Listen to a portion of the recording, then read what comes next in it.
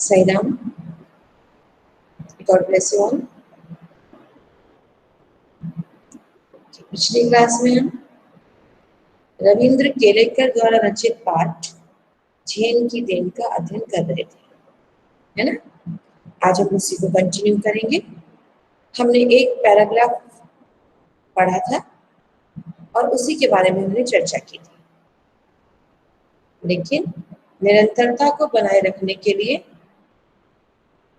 वापस शुरुआत से पढ़ेंगे, जिसका कारण है जो बच्चे उस दिन क्लास में नहीं थे, हल्का सा उनको भी समझ में आएगा कि हम किस संदर्भ में बात कर रहे थे, क्या पढ़ रहे थे, और फिर उसके आगे बढ़ते जाएंगे। ठीक है, फिर प्रश्न उत्तर चर्चा करेंगे। तो जहां तक हमने पढ़ लिया था वहां से जब आगे पढ़ेंगे तब प्रश्नोत्तर चर्चा करेंगे। Is it clear? तो आरंभ से इस पाठ को पढ़ना शुरू कीजिएगा। तो कौन तैयार है वाचन के लिए? सबसे पहले कैमरा ऑन होना चाहिए जो पढ़ना शुरू करना चाहता है उसका। ओके, चलो ठीक है। I know Ramya is ready, Anushka is ready, Sakshi, Priyanshi, आप चारों तो मुझे दिख ही रहे हैं। आपसे तो मैं जैसे ना, जो सामने दिखता है उससे किसी काम के लिए कहा जाता है, जो प्रत्यक्ष नहीं है उससे किसी काम के लिए कैसे कहेंगे? तो ठीक है, लेकिन हर्षित ने बहुत जल्दी से अपने आप को प्रत्यक्ष विद्यार्थियों में शामिल कर लिया। तो okay Harshit, please start from starting. Yes ma'am. Zen की देन। जापान में मैंने अपने एक मित्र से पूछा, यहाँ के लोगों को कौन सी बीमारियां अधिक होती हैं? मानसिक। उन्होंने जवाब दिया, यहाँ के 80% लोग मनोरोगण हैं। इसकी क्या वजह है? कहने लगे, हमारे जीवन की रफ्तार बढ़ गई है। यहाँ कोई चलता नहीं बल्कि दौड़ता है, कोई बोलता नहीं बकता है। हम जब अकेले पढ़ते हैं तब अपने आप से लगातार बड़बड़ाते रहते हैं। अमेरिका से हम प्रतिस्पर्धा करने लगे हैं।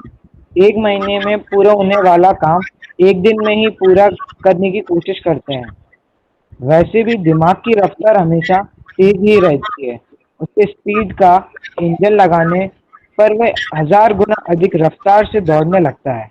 फिर एक क्षण ऐसा आता है जब दिमाग का तनाव बढ़ जाता है और पूरा इंजन टूट जाता है।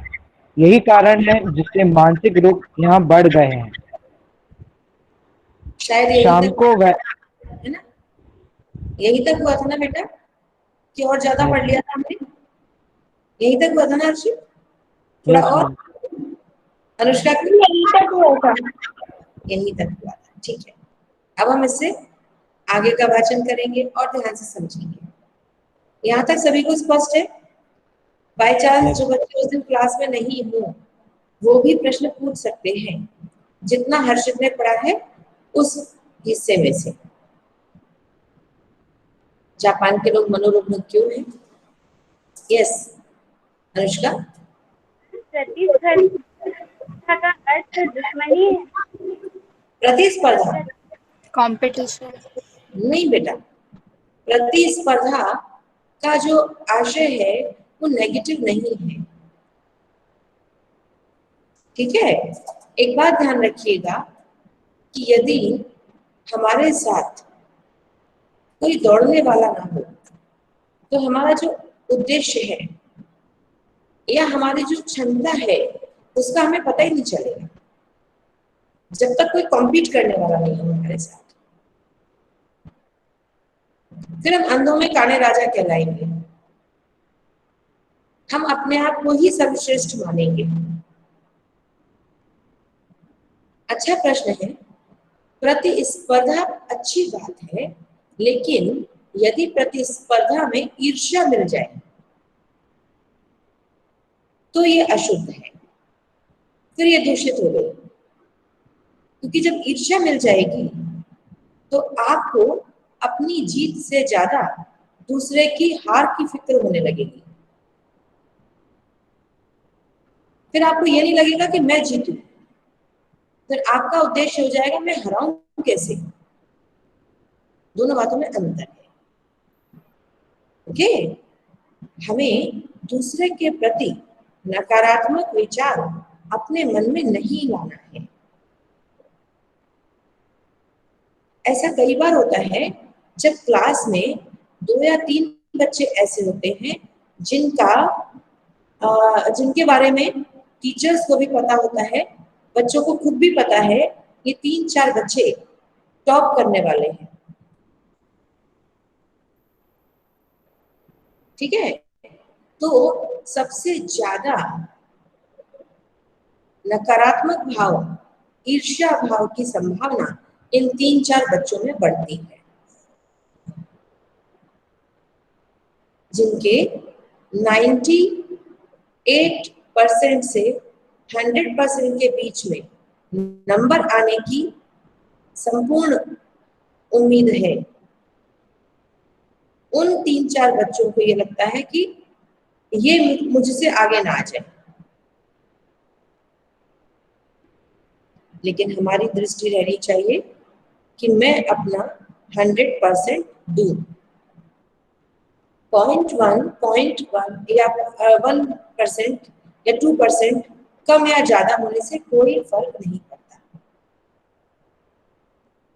अगर फर्क पड़ता है तो सिर्फ तालियों की गूंज का फर्क पड़ता है, एक सर्टिफिकेट मिलने का, एक मेडल मिलने का। लेकिन जीवन की जो दौड़ है वो बहुत लंबी है।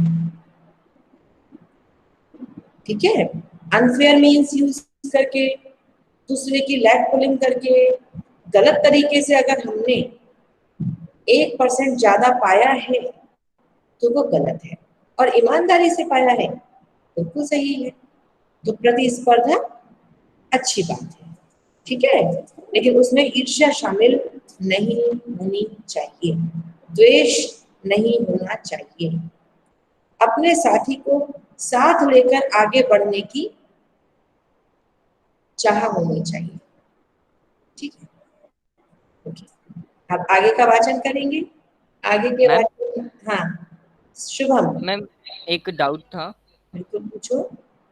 मैम यहाँ पे दिमाग में स्पीड का इंजन लगाने पर मैम जो बात कही है, तो मैम ये जो स्पीड का इंजन मतलब मैम यहाँ पे हमारी खुद की मेहनत है कि हम जब हमारा दिमाग में हम और प्रयास करके उसको बढ़ाने की कोशिश करते हैं। देखो, 2 बातें हैं। एक है कि इंजन, आप जानते ना, जबरदस्त, जैसे मान लीजिए किसी भी गाड़ी की या बैलगाड़ी हुई या कोई भी रिक्शा है, किसी भी गाड़ी की अपनी गति है, अपनी एक स्पीड है, उसमें जो पहिए लगे हैं, ठीक है, उनकी अपनी एक गति है कि वो कितना तेज चलेंगे। लेकिन अगर उसमें कोई इलेक्ट्रिक मोटर फिट कर दी तो क्या होगा, वो पहिए सामान्य रफ्तार से तेज दौड़ने लगते हैं। Is it clear? आपने अपने घर में भी अनुभव किया होगा, यदि कोई इलेक्ट्रॉनिक डिवाइस है, यदि आप उसे जरूरत से ज्यादा चलाते हैं तो वह भी गर्म हो जाती है, उसे भी कुछ समय के लिए विराम देने के लिए बंद करना पड़ता है। इतनी बात क्लियर हो? अब जो आपने पूछा उस बात का उत्तर, हम सभी की शारीरिक और मानसिक क्षमताएं अलग अलग हैं। कोई शारीरिक कार्य करने में बहुत सक्षम है। आप अपने विद्यालय में ऐसे कितने बच्चों को देखते हैं जो कितना दौड़ते हैं, कितना अच्छा खेलते हैं, है ना इस बात का अनुभव? चाहे बैडमिंटन हो या फुटबॉल हो, बास्केटबॉल हो, आप उनका जोश देखिए, उनका जुनून देखिए, गिर जाते हैं, चोट लग जाती है, फिर भी दौड़ते जाते हैं, फिर भी मेहनत करते हैं। लेकिन जब बात आती है मानसिक प्रतियोगिता की, तब वो थोड़ा सा क्या होता है, कम कर पाते हैं, है ना। अब यदि अब और जो मानसिक कार्य बहुत अच्छा करते हैं, जिनका बौद्धिक स्तर पर एक्सीलेंस है, अब उनसे कहा जाए कि आप दौड़ो, आप शारीरिक क्षमता अपनी उतनी बढ़ाओ जितनी विद्यालय के फास्टेस्ट जो रनर है, जो स्प्रिंटर है, उसकी है। नेचुरली क्या होगा, उसके लेग मसल्स या तो टीयर हो जाएंगे या कोई और दिक्कत हो जाएगी, क्योंकि उसके पैरों में उतनी क्षमता नहीं है, लेकिन उसकी मानसिक क्षमता बहुत अच्छी है। तो जब हम दिमाग में जितनी दिमाग की सामर्थ्य है, उस सामर्थ्य तक आप काम करो, कोई बुराई नहीं है, लेकिन जब दबाव बनाकर, मजबूर करके, अनावश्यक प्रेशराइज करके जब काम कराया जाता है या हम स्वयं करते हैं दूसरे से, देखो प्रतियोगिता प्रतिस्पर्धा ये दो शब्द हैं, ठीक है। अभी क्योंकि अनुष्का ने प्रतिस्पर्धा ही पूछा था, बट प्रतियोगिता प्रतिस्पर्धा में बस बारीक सा वही अंतर है कि जब हम अपने साथी को अपने समान मानकर व्यवहार करते हैं तो हम उसे अपने प्रतियोगी मानते हैं, लेकिन जब हम उसे अपना राइवल मानते हैं, अपना दुश्मन मानते हैं, तब ईर्ष्या भाव समाहित हो जाता है। वैसे ही ये ध्यान रखना चाहिए, और ये बात तो पक्की है, हम में या आप में जितनी मानसिक और शारीरिक क्षमताएं हैं, उनका 50% भी हम यूज नहीं करते हैं, हम नहीं करते, ठीक है। लेकिन हमारी अपेक्षा जो विकसित देश के लोग हैं, वे अपनी सामर्थ्य से अधिक कार्य करने का प्रयास करते हैं, तो ये भी गलत है। अपनी शक्तियों का को बर्बाद होने देना, ये भी गलत है। और अपनी शक्ति की जहां सीमा टूट जाए, दिमाग आपका है ना डिप्रेशन में आ जाए, इसीलिए आप सब बच्चों को, सभी को बार बार कहा जाता है कि पढ़ते पढ़ते खेलो भी। अपने विद्यालय में इसीलिए वैल्यू एजुकेशन है, केवल एजुकेशन नहीं है, वैल्यू एजुकेशन। बाबा कहते हैं कि सिर्फ एकेडमिक शारीरिक और मानसिक विकास ही नहीं होना चाहिए, स्पिरिचुअल डेवलपमेंट भी जरूरी है। उससे क्या होता है, जो दिमाग गर्म हो जाता है ना, मशीन जो गर्म हो जाती है, कूल डाउन हो जाती है, हम दूसरों से ज्यादा काम कर पाते हैं, है ना। इस बात का प्रमाण आप भी महसूस कर सकते हैं। आप आसपास के विद्यालयों में निगाह घुमाकर देख लीजिए, वहां पढ़ाई की प्रक्रिया कैसे चल रही है और अपने विद्यालय में कैसे चल रही है। लेकिन मेहनत करने के बाद भी स्माइल नहीं कम होनी चाहिए, ना टीचर्स की ना बच्चों की, तब ठीक है। लेकिन सभी प्रेशर में आ गए हैं, सभी तनाव में आ गए हैं, सभी बीमार हो गए हैं, सभी की अब कार्य करने की शक्ति खत्म हो गई है, ये गलत है। Is it clear Shubham? तो ये इंजन, ये स्पीड का इंजन चाहे हम लगाएं, चाहे हमारे पेरेंट्स लगाएं, चाहे हमारे टीचर्स लगाएं, कोई भी लगाए, ये ध्यान रखना पड़ेगा कि इस इंजन को आराम देने की जरूरत है। इंजन लगाना गलत नहीं है, but how to take care, machine को समय समय पर चेक करना पड़ता है, रिपेयर करना पड़ता है। घर पे जो आरओ लगवाते हैं उसको भी एक निश्चित अंतराल के बाद आप चेक कराते हैं, ठीक है। एसी लगा है तो उसकी भी क्लीनिंग कराते हैं। ऐसे ही दिमाग का भी ध्यान रखना, ओके। चलो और कोई सवाल किसी को? Yes ma'am. Very nice, good. सवाल पूछना चाहिए। और किसी को कोई बात मन में है तो पूछिएगा। नहीं? ठीक है, आगे पढ़िएगा। रौम्या पढ़ना चाहो? ओके, ठीक है। Yes ma'am. शाम को वह मुझे एक टी सेरेमनी में ले गए। चाय पीने की यह एक विधि है। जापानी में उसे चान नो यू कहते हैं। वह एक 6 मंजिली इमारत थी जिसकी छत पर दफ्ती की दीवारों वाली और तमानी की जमीन वाली एक सुंदर पर्णकुटी थी। बाहर बेडक सा एक मिट्टी का बर्तन था, उसमें पानी भरा हुआ था। हमने अपने हाथ पांव इस पानी से धोए, तौलिए से पोंछे और अंदर गए। अंदर चाजीन बैठा था। हमें देखकर वह खड़ा हुआ। कमर झुकाकर उसने हमें प्रणाम किया। 2 छौर आइए तशरीफ लाइए कहकर स्वागत किया। बैठने की जगह हमें दिखाई, अंगीठी सुलगाई, उस पर चायदानी रखी। बगल के कमरे में जाकर कुछ बर्तन ले आए, तौलिए से बर्तन साफ किए। सभी क्रियाएं इतनी गरिमापूर्ण ढंग से की गई कि उसकी हर भंगिमा से लगता था मानो जय जयवंती के सुर गूंज रहे हैं।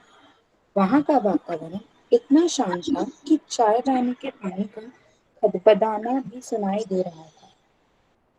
चाय तैयार हुई, उसने वे प्यालों में भरी। और फिर रौम्या वे यहाँ तक प्याले रुकिएगा।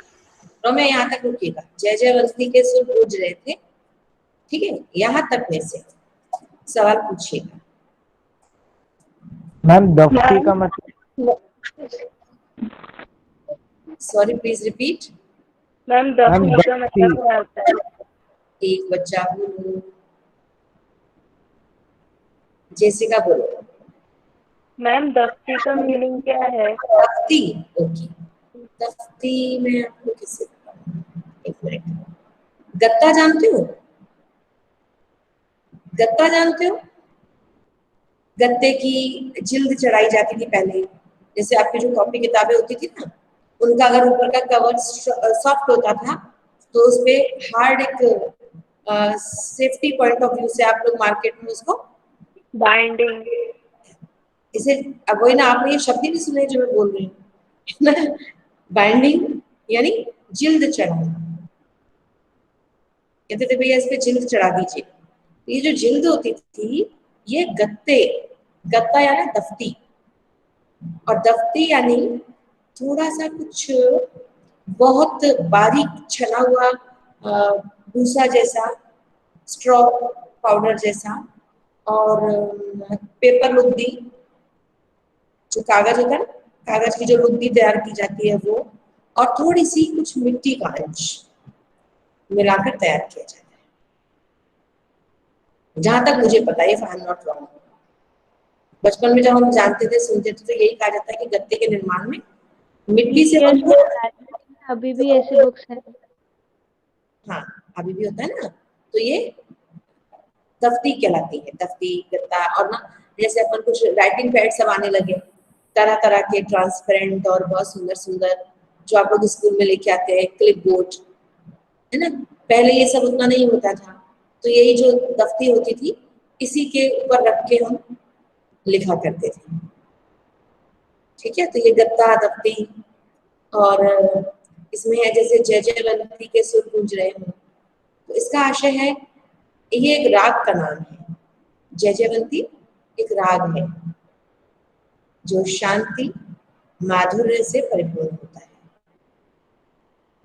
ओके, तो अभी तक आपने जो डिस्क्रिप्शन सुना, आपने देखा कि चानोयू यानी चाय पीने के लिए आमंत्रित किया गया, और चाय बनाने की जो प्रक्रिया, घर में किसी को बुलाने की जो प्रक्रिया, तो यहाँ आपको कुछ बातें समझ आई होंगी। नंबर 1, जापान में शिष्टाचार का अत्यंत महत्व है।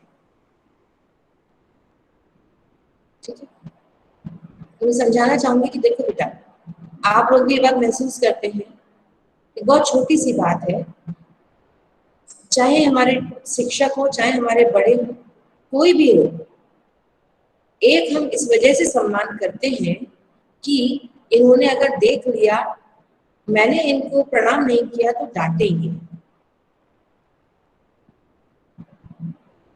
ठीक है, कुछ बैड वर्ड्स बोलेंगे। और एक ये होता है कि मुझे तो आगे से जाकर प्रणाम करना है। इन दोनों बातों में अंतर है। आपकी निगाह मिली इसलिए आपने सम्मान किया, और एक होता है आप मौका ढूंढते हो कि आप कब सम्मान करो, कब प्रणाम करो। हम अपनी ऑनलाइन क्लास में देख सकते हैं, अगर 36 बच्चे क्लास में हैं और मैं अगर अभी भी चैट बॉक्स खोल के देखूंगी तो मुश्किल से 6-7 साईराम लिखे होंगे। क्लास में आने पर भी मुश्किल से 8-10 बच्चों का साईराम सुनाई देता है, राइट। लेकिन ये अंदर से जब तक ये भाव नहीं है, और यदि हम किसी को साईराम बोलते हैं, यदि हम किसी को प्रणाम करते हैं, हम उस पर कोई उपकार नहीं करते। हम अपने अंदर बैठे हुए उस आत्म तत्व को समझते हैं और दूसरे के अंदर बैठे हुए विराजमान उस आत्म तत्व को समझते हैं। इसीलिए अगर मैंने आपसे पहले भी स्कूल में भी कहा था कि आई डू नॉट वेट कि आप मुझे साईराम बोलो, मैं अपनी ओर से बोलती हूँ साईराम, क्योंकि मुझे पता है वो परम पिता परमात्मा हम सब के अंदर है। पहली बात तो ये। दूसरी बात ये कि धीरे धीरे ही चरित्र निर्माण की प्रक्रिया होती है, एक दिन में नहीं होती। यदि आप किसी को भी प्रणाम करते हो वो बदले में आपको दुआएं ही देगा, आशीर्वाद ही देगा, गॉड ब्लेस यू ही बोलेगा। नहीं भी बोलेगा तो भी अंदर से उस पल उसके दिल से आपके लिए गुड विशेस निकलेंगी, और ये अनमोल खजाना है, ठीक है। तो यहाँ पर पहली बात मैंने बताना चाहा कि देखिए, जब उन्होंने अपने घर बुलाया तो शिष्टाचार, आपने 7th में भी एक चैप्टर पढ़ा था अपूर्व अनुभव, यस है ना, तो चांद और यासुकी चांद का, यासुकी चैन तो चैन। तब आपने वहां भी देखा कि वहां भी क्या था कि दूसरे के पेड़ पर आने से पूर्व वो पूछते थे मैं आए कमे, उसमें था ना, हर बच्चे का अपना एक वृक्ष था, वो उस पर चढ़कर आसपास का नजारा देखता था। लेकिन अगर हर्षित के पेड़ पर शुभम को चढ़ना है तो बिंदास नहीं चढ़ता चला जाएगा, उसे हर्षित से पूछना पड़ेगा क्या मैं तुम्हारे पेड़ पर आ जाऊं। यही शिष्टाचार है, ठीक है। वो बिना पूछे आ जाएगा तो हर्षित धक्का नहीं देगा, ये पक्का है। तो हर्षित धक्का नहीं देगा, ये हर्षित की भलमनसाहत है। लेकिन शुभम अगर बिना पूछे आता है तो ये शिष्टाचार की कमी है। Is it clear? हमें अपने जीवन में हर क्षण हर पल शिष्टाचार का अनुपालन करना चाहिए।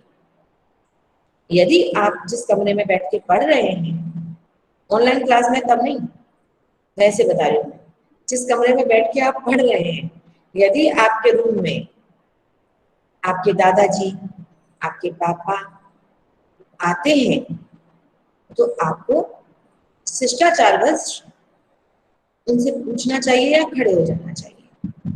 बट अगर आप कहोगे मैम हम तो लेटे हुए थे, अब क्या 10 बार खड़े होंगे, वो तो 10 बार कमरे में आती है, मम्मी तो 10 बार कमरे में आती है, हम तो आराम कर रहे होते हैं, तो क्या हम 10 बार खड़े हो जाएं? दोनों बातों में अंतर है। यदि कोई काम चल रहा है तब मम्मी पापा किसी का आवागमन बराबर बना हुआ है, अलग बात है। आप अकेले बैठे हुए हैं, मम्मी का आपके कमरे में आना होता है, नेचुरली वो आपसे कुछ कहना चाहती है, इस समय आपको आगे बढ़कर उनसे पूछना चाहिए मम्मी आप क्यों आए, मुझे बुला लेते हैं। ऐसा कुछ भी, जो भी आप अपने घर के हिसाब से कंफर्टेबल महसूस करें। लेकिन जब हमारे बड़े हमारे पास आते हैं तब हमारा व्यवहार कैसा होना चाहिए? आपको मेरी बात अजीब सी लग रही होगी, ठीक है। हिंदू परिवारों में एक प्रथा है, जैसे नई बहू आती है तो देखो, अगर उसके कमरे में कोई आएगा तो वो खड़ी हो जाएगी। क्यों, वही क्यों हो जाएगी? क्या बहू को ही सम्मान करना है, बेटी को नहीं करना चाहिए?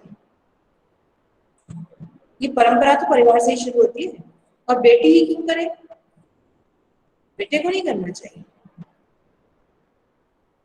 तो उठक बैठक नहीं करना है, बार बार खड़े, बार बार बैठे, बार बार खड़े। कई बार मम्मी कंफ्यूज हो जाए, क्या कर रहे हो, क्यों हिंदी मैम ने बोला है। आप महसूस करो, कब कब आपको उनके चेहरे से ऐसा लगा कि वो आपके बड़े आपसे कुछ कहना चाहते हैं। उस समय आपकी आंखों से, आपके व्यवहार से शिष्टाचार झलकना चाहिए।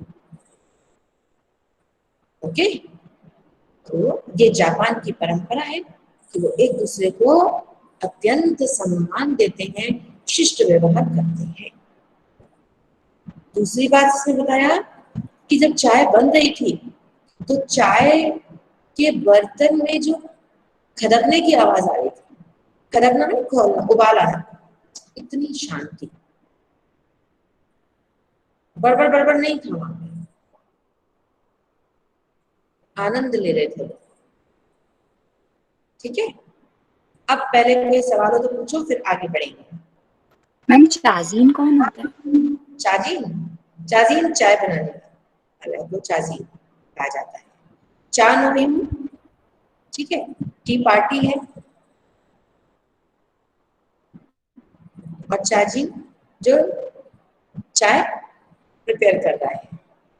ओके, चलो और बताइए, और कुछ पढ़ना पूछना है या आगे बढ़े? यस मैम, पर्णकुटी मतलब? पर्णकुटी, पर्ण माने होते हैं पत्ते, सूखे हुए पत्ते, पत्तों से बनाई हुई कुटिया। तो आपने देखा भी होगा जापान में कहीं पर भी, जो बहुत सुंदर रिसोर्ट वगैरह में कभी जाते हो तो जो गोलाकार या चौकोर, है ना, बहुत सुंदर, जो स्ट्रॉ एंड रीड्स को यूज करके जो बनाई हुई कुटिया होती है, जो बहुत सुंदर, आजकल तो बहुत प्यारी प्यारी झोपड़ी होती है। पर्णकुटी, पर्ण से बनाई हुई कुटिया। ओके, और कोई सवाल? ये समझ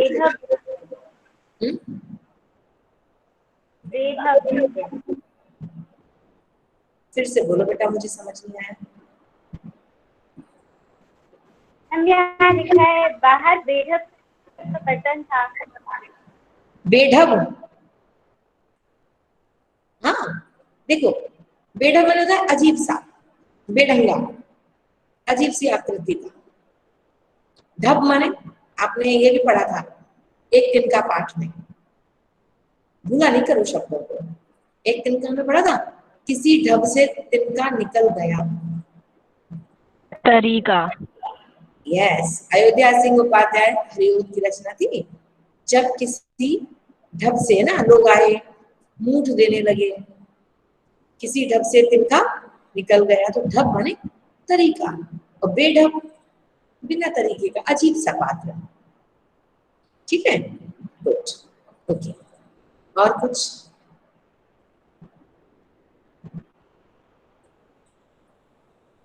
चलो आगे बढ़े, नेक्स्ट कौन पढ़ेगा? चलो, ओके, जेसिका आप पढ़ो। Okay ma'am. चाय तैयार हुई, उसने वह प्यालों में भरी, फिर वह प्याले हमारे सामने रख दिए गए। वहाँ हम 3 मित्र ही थे। इस विधि में शांति मुख्य बात होती है, इसलिए वहाँ 3 से अधिक आदमियों को प्रवेश नहीं दिया जाता। प्याले में दो घुट से अधिक चाय नहीं थी। हम होठों से प्याला लाकर एक एक बूंद चाय पीते रहे। करीब 1.5 घंटे तक चुस्कियों का यह सिलसिला चलता रहा। पहले 10-15 मिनट तो मैं उलझन में पड़ा, फिर देखा दिमाग की रफ्तार धीरे धीरे धीमी पड़ती जा रही है।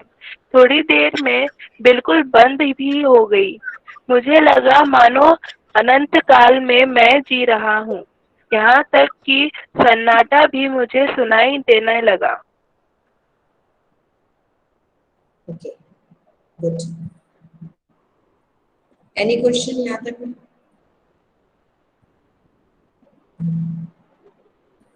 हाँ, दिमाग की रफ्तार बंद हो गई मतलब? पहले तो ये बताओ कि ये जो अभी आपने पढ़ा लास्ट में, क्या ये पढ़ते पढ़ते आपके खुद के दिमाग की रफ्तार धीमी पड़ी या तेज हुई? ये पहले तो ये बताओ।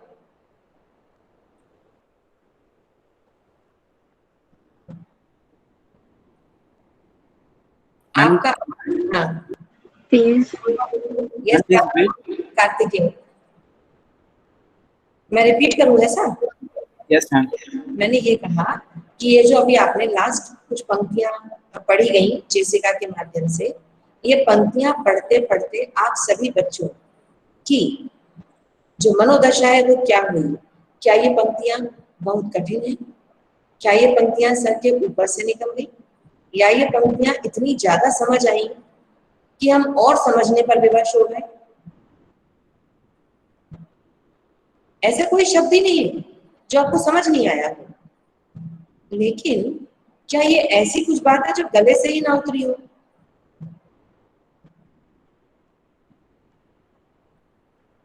ओके, आई थिंक इस इन 4 पंक्तियों के बारे में सबकी अपनी अपनी राय होगी 100%। मैंने आपको शुरू में कह दिया था कम लिखा हुआ है लेकिन बहुत समझना पड़ेगा, इसीलिए मुझे कोई मेरी गति में कोई इंजन मैंने नहीं लगाया है स्पीड का। मुझे आराम से चलना है, आपके हिसाब से चलना है, आपको बात समझ आनी चाहिए। और केवल 10th क्लास को पास करना है इसलिए नहीं, जीवन भर ये बात समझ आनी चाहिए कि क्या कहना चाहते हैं। ओके, बताइए क्या समझा कार्तिकेय, क्या समझा और क्या नहीं समझा?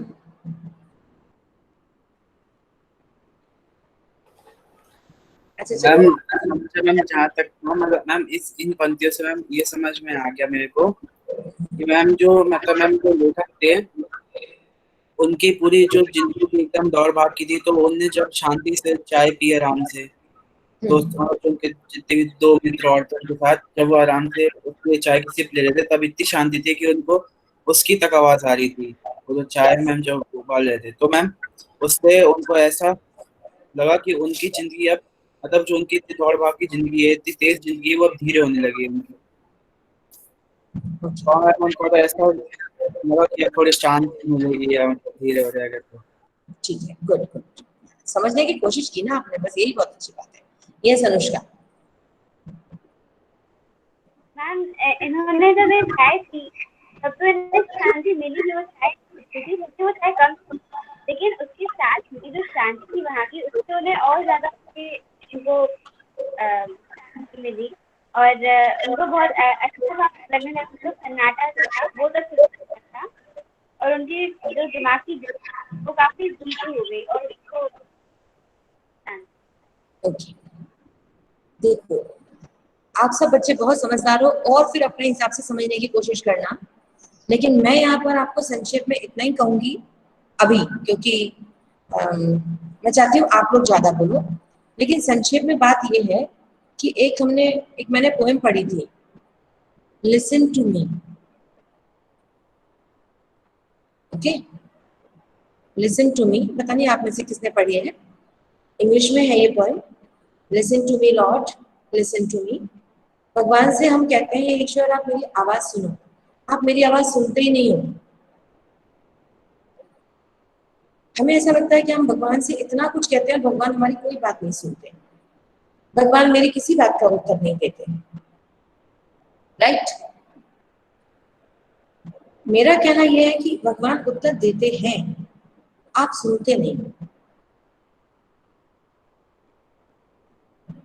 क्योंकि भगवान कहता है, ईश्वर कहता है, मेरे बंदे मुझे सुन, लेकिन हम सुनते नहीं हैं। इसका उदाहरण ये है कि जब आप किसी से फोन पर बात करो, आप बोलते जाओ और सामने वाला भी बोल रहा है, दूसरा वाला भी बोल रहा है, अब क्या होगा? ना वो आपकी बात सुन रहा है, ना आप उसकी सुन रहे हैं। फिर दोनों में से जो समझदार होता है ना, वो कहता है अच्छा पहले आप बोलो। ऐसा ऑनलाइन क्लास में भी होता है, 4 बच्चे एक साथ बोल रहे हैं, तो समझ नहीं आ रहा, मैं भी बोल रही हूँ साथ में, ओके। फिर क्या होता है, अच्छा अब मैं चुप हो गई, आप बोलो। फिर आपने कहा कि मैम अब आप बताइए। अगर हम सब एक साथ बोलने लगे, 36 स्टूडेंट एंड मी, वैसा ही ईश्वर के साथ होता है। भगवान शिक्षक के माध्यम से, माता पिता के माध्यम से, मित्र के माध्यम से, टीवी, रेडियो, सीरियल, डिफरेंट माध्यम से हमें बताने की कोशिश करते हैं, लेकिन हमारे मन में शांति है ही नहीं, सुनने की स्थिति है ही नहीं, इसलिए हमें सुनाई नहीं देता। इस पाठ में शांति का महत्व बताया गया। जब हम आराम की स्थिति में होते हैं और केवल शरीर ही नहीं मन को भी आराम देते हैं, तब हमें सन्नाटे भी सुनाई देते हैं। क्लियर? सन्नाटा तो चुप है ही, उसमें क्या आवाज है, लेकिन सन्नाटे की भी आवाज होती है। ये तब पता चलता है जब हमारा मन शांत हो। ठीक है, तो एक बात जरूर मेरे गले से नहीं उतरती, मुझे समझ नहीं आती कि 2 घूंट चाय 1.5 घंटे में कैसे पी जा सकती है, क्योंकि हमारे परिवारों में तो 1.5 घंटे के अंदर चाय के 3 राउंड हो जाते हैं, वो भी सामान्य कप नहीं, कॉफी मग भर के। मैं नहीं पीती इतना, बता रही हूँ। कई बार तो छोटे मग से काम नहीं चलता, आई एम वेरी टायर्ड, तो बड़े बड़े मग भर के 1.5 घंटे पे तो 3 राउंड हो जाएंगे आधे आधे घंटे के अंतर में। और यहाँ पर कप में 2 घूंट चाय थी,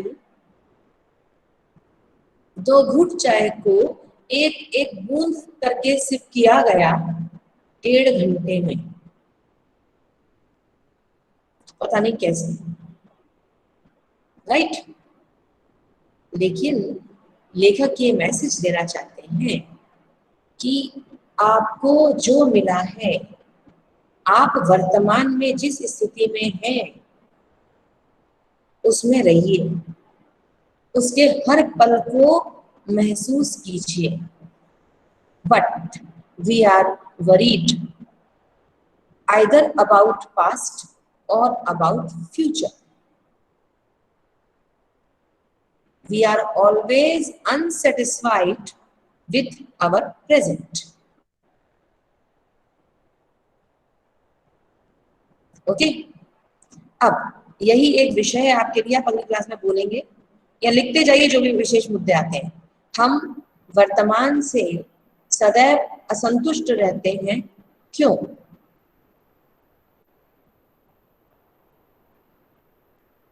बताएंगे आप, चिंतन करेंगे, ठीक है। पाठ की डिस्कशन अगली क्लास में। और कल गांधी जयंती है, 2 अक्टूबर है, कल मेरा क्लास नहीं है, इसलिए आप सब बच्चों को गांधी जयंती की हार्दिक शुभकामनाएं। गांधी मैम आपको भी गांधी जयंती की हार्दिक शुभकामनाएं। मात्र शुभकामनाएं नहीं है, गांधी जी के मैसेज को, कुछ मैसेज को जीवन में उतारते रहिए। सबसे बड़ी बात, हमारे विद्यालय की जो प्रेरणा है, स्वच्छता ही दिव्यता है। अपने शरीर को और अपने मन को स्वच्छ रखिए। मन में नकारात्मक विचार मत आने दीजिए। आसपास पूरा कचरा मत फैलाइए। ठीक है? Okay. Sai Ram, god bless you. जय हिंद, जय Bharat. Saira ma'am, thank you. सारे ma'am, thank you ma'am. Thank you ma'am. Saira ma'am, Sai Ram, Saira ma'am, thank you ma'am. Sai Ram, welcome. Sai Ram.